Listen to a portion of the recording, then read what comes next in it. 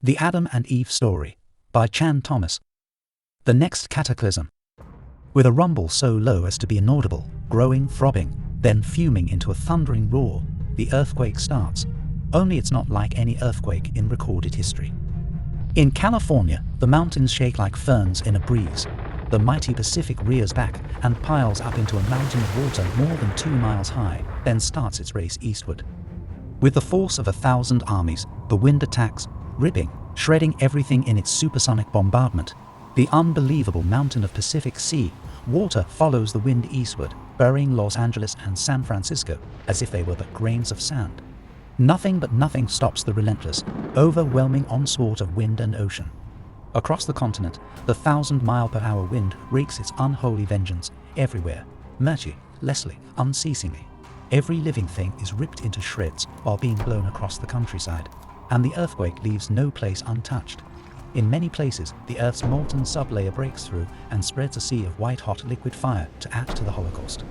Within 3 hours, the fantastic wall of water moves across the continent, burying the wind-ravaged land under 2 miles of seething water coast to coast. In a fraction of a day, all vestiges of civilization are gone, and the great cities, Los Angeles, San Francisco, Chicago, Dallas, New York, are nothing but legends. Barely a stone is left where millions walked just a few hours before.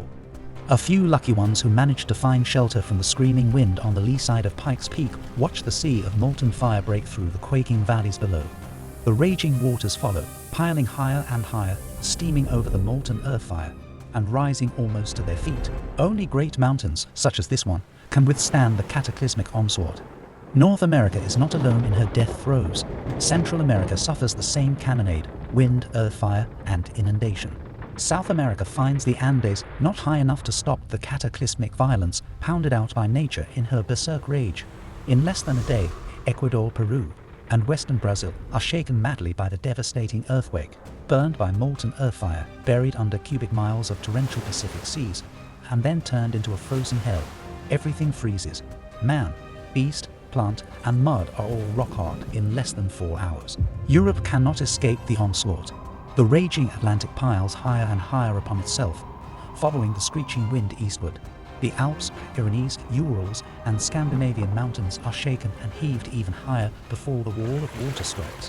Western Africa and the sounds of the Sahara vanish in nature's wrath under savage attack by wind and ocean. The area bounded by the Congo, South Africa, and Kenya suffers only severe earthquakes and winds. No inundation. Survivors there marvel at the sun, standing still in the sky for nearly half a day.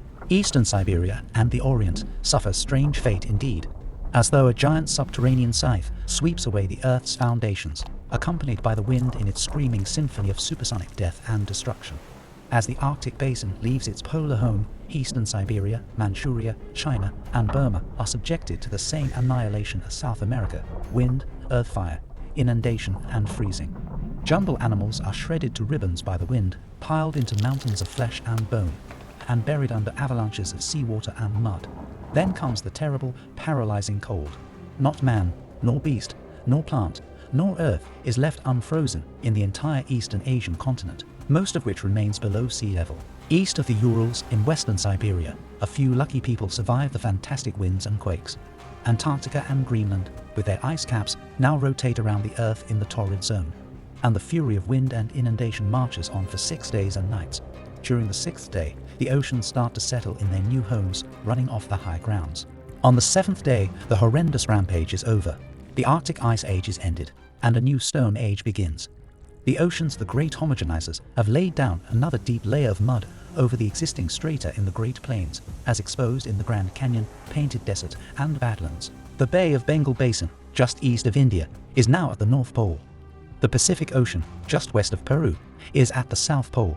Greenland and Antarctica, now rotating equatorially in the torrid zone, find their ice caps dissolving madly in the tropical heat. Massive walls of water and ice surge toward the oceans, taking everything from mountains to plains in gushing, heaving paths, creating immense seasonal moraines. In less than 25 years, the ice caps are gone, and the oceans around the world rise over 200 feet with the newfound water. The torrid zone will be shrouded in a fog for generations from the enormous amounts of moisture poured into the atmosphere by the melting ice caps.